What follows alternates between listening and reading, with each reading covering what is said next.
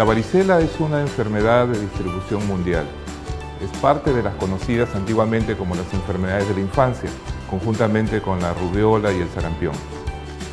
La varicela es una enfermedad que suele aparecer en nuestro país a fines del invierno y los primeros días de la primavera. Aparecen estos brotes todos los años que afectan a los niños, sobre todo antes de cumplir los 10 años.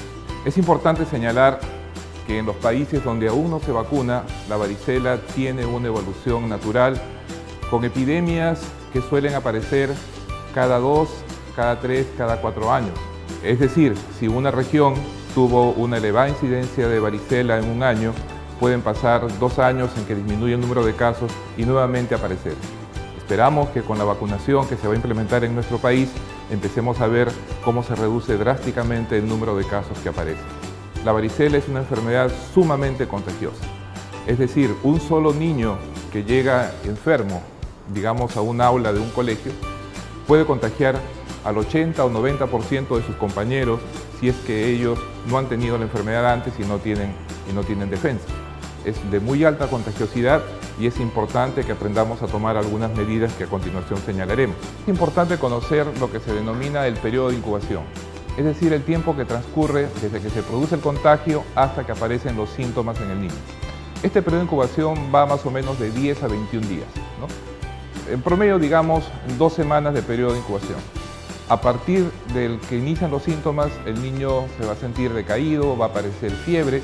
La fiebre generalmente llega hasta los 38 grados y medio y aparece esta erupción que pasa desde una manchita, a la cual denominamos mácula, a pápula, que es ya la elevación, y la vesícula, que se forman como unas ampollitas.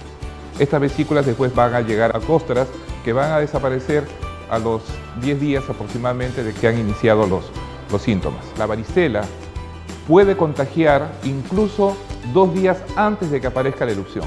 O sea, un niño que ha estado expuesto, digamos, a otros niños enfermos en el colegio y vemos que se está sintiendo un poco mal, desde ese momento ya es contagioso y esto es importante para prevenir la infección hacia otras personas. Tenemos también otro periodo que se denomina el periodo de latencia, que es desde el momento de contagio hasta que el niño es contagioso. El periodo de latencia es más corto que el de incubación. Como les decía, 2 días antes de que aparezca la sintomatología ya es contagioso este niño. Y la contagiosidad va a durar más o menos hasta el 5.º o 7.º día de iniciados los síntomas. Cuando se encuentra ya en el periodo de costras, deja de ser contagioso. La varicela es contagiosa 2 días antes de que inicien los síntomas hasta 5 o 7 días después. Se espera que más o menos al cumplir los 10 años, ya más del 90% de los niños que ha expuesto a la varicela ya ha hecho un cuadro clínico. Pueden haber casos graves de varicela, aunque la mayor parte, más del 99% de los casos son casos benignos, pueden haber algunos casos de mayor gravedad. Esta gravedad de la varicela puede ser porque la persona tenía alguna condición de riesgo, es decir, era una persona que tenía el sistema inmunológico débil, una persona que era portadora de una neoplasia, de una desnutrición severa, etc. O puede ser por una complicación de la enfermedad. La principal complicación de la enfermedad son las infecciones de la piel. La varicela es muy pruriginosa, es decir, hay mucha comezón y el niño puede a veces al rascarse infectarse las heridas con las manos sucias y son estos niños con infecciones que se agravan, que llegan a los hospitales y puede ser causa de enfermedad grave, incluso de muerte. Este conocimiento nos lleva a pedirle a las mamás que tengan un niño en casa con varicela que le corten las uñitas, que le laven las manos frecuentemente para evitar que se infecten con sus propias manos. Igualmente, recomendarles que basta con bañarlos con agua y jabón 1 o 2 veces al día para tratar de evitar estas infecciones. La mamá también debe estar con las manos muy limpias cuando atiende al niño. Debe evitarse aplicarles polvos, leche anchuño o cuáquer, una serie de recomendaciones que a veces pueden complicar más la enfermedad. El baño con agua y jabón es suficiente. Para conocer mejor la enfermedad de la varicela en el Perú y poder adelantarnos a los brotes y tomar medidas adecuadas, desde el año 2016 la varicela fue declarada una enfermedad de vigilancia epidemiológica. ¿Qué quiere decir esto? Que todos los servicios de salud, todos los establecimientos públicos, privados, del MINSA, de salud, todos están obligados a reportar los casos que se presentan a las oficinas de epidemiología. Esto nos está permitiendo conocer mejor la evolución de la enfermedad, saber cuáles son los departamentos de mayor riesgo y nos va a permitir también evaluar el impacto de la vacunación cuando empecemos a vacunar y en los próximos meses y poder determinar el éxito de estas campañas de vacunación que vamos a realizar. Hablábamos de que algunos de los casos pueden complicarse y es necesario estar atentos a los signos de alarma. ¿Qué son los signos de alarma? Son aquellas señales que nos dicen este niño o esta persona que está con varicela podría complicarse y es mejor buscar atención médica lo más rápido posible.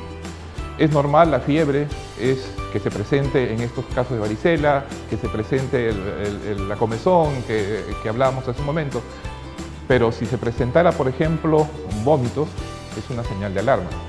Si vemos que alrededor de las heriditas de la varicela empieza a ponerse rojo, caliente o aparece pus, esto es una señal de alarma, se está infectando y hay que acudir rápidamente al servicio de salud. Si aparecen otros síntomas como diarrea, dolor abdominal intenso, dolor de cabeza o vemos al niño que está medio confuso o irritable, son señales de alarma que nos piden que llevemos rápidamente al paciente a un establecimiento de salud porque podría estarse complicando. Esto es muy importante para evitar una evolución hacia un cuadro más grave. Otro punto importante es saber que la varicela se transmite de persona a persona a través de las microgotitas que salen al toser, al reír, al respirar y de esa manera se contagia muy fácilmente. También se contagia desde el líquido que tienen las vesículas y si la mamá, por ejemplo, al momento de atender al niño, sus manos entran en contacto con esas secreciones, puede llevar esas secreciones a otro niño al tener contacto con las manos y al llevárselas a la boca puede haber un contagio. Es muy importante saber que es muy peligroso la varicela en una mujer embarazada. No solamente por lo grave que puede ser la enfermedad en ella, sino si se encuentra en el primero o segundo trimestre del embarazo, el virus de la varicela puede pasar al feto y producirse un cuadro que se llama varicela congénita, que es sumamente grave. Si una mamá está embarazada y tiene un hijito pequeño y el niño empieza a tener signos de varicela, debe limitarse el contacto, al niño debe atenderlo una persona mayor que ya haya tenido varicela para evitar que pase el contacto. Igualmente, si en una familia, supongamos hay personas mayores de 65 años, hay una persona que está recibiendo tratamiento para el cáncer, está recibiendo quimioterapia y hay un niño pequeño con varicela, debemos limitar el contacto para evitar que pueda transmitirle la enfermedad y sabemos que los ancianos o las personas debilitadas pueden hacer un cuadro grave de varicela. Sin embargo, volvemos a repetir, los casos graves son muy pocos, la mayoría son cuadros benignos y esperemos que con estas recomendaciones podamos tomar las medidas que nos permitan que en nuestro país tengamos cada vez menos casos de varicela y sobre todo tengamos cada vez menos casos graves, menos casos complicados. Ministerio de Salud. Gobierno del Perú, trabajando para todos los peruanos.